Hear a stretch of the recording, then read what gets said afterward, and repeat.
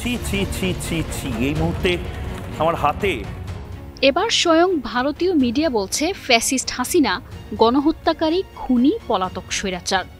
ভারতীয় গদি মিডিয়াগুলো হঠাৎ ৩৬০ ডিগ্রি বিপরীত প্রান্তে ঘুরে যাওয়া যেন কিছুটা স্বস্তির। তবে সবগুলো নয়। ভারতীয় একটি মিডিয়া সম্প্রতি ফ্যাসিস্ট হাসিনাকে দেশটির প্রধানমন্ত্রী নরেন্দ্র মোদীর ফিক্সড ডিপোজিট বলে আখ্যা দিয়েছে।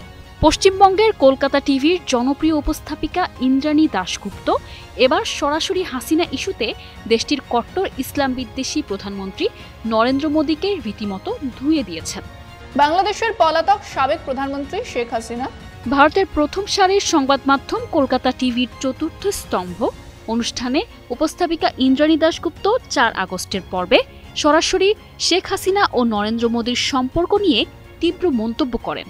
হাসিনার ভারতে পালিয়ে আসার ১ বছর পূর্তিতে সম্প্রচারিত ওই অনুষ্ঠানে ইন্দ্রাণী বলেন, ভারত সবকিছুর পরও শেখ হাসিনাকে আশ্রয় দেবে, তাকে এখান থেকে রাজনীতি করতে দেবে, সেটা স্পষ্ট করে বলুন।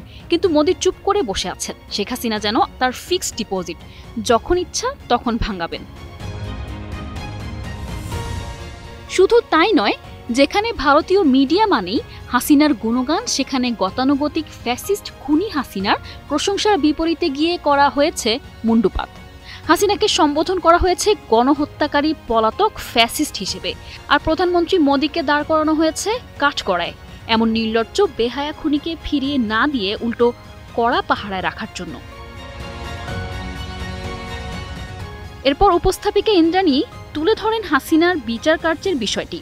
হাসিনার নামে বাংলাদেশে গ্রেফতারি পরোয়ানা জারি রয়েছে, আর অন্তর্বর্তীকালীন সরকার প্রধান ডক্টর মোহাম্মদ ইউনূস বারবার হাসিনাকে ফেরত চাইলেও মোদী প্রশাসনের মুখে কুলুপ আটার বিষয়টিও সামনে নিয়ে আসেন তিনি।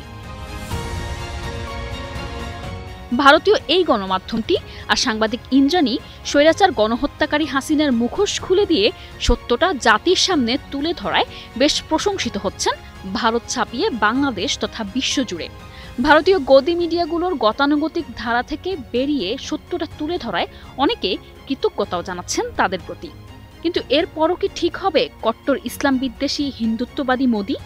সেই প্রশ্ন থেকেই যায়।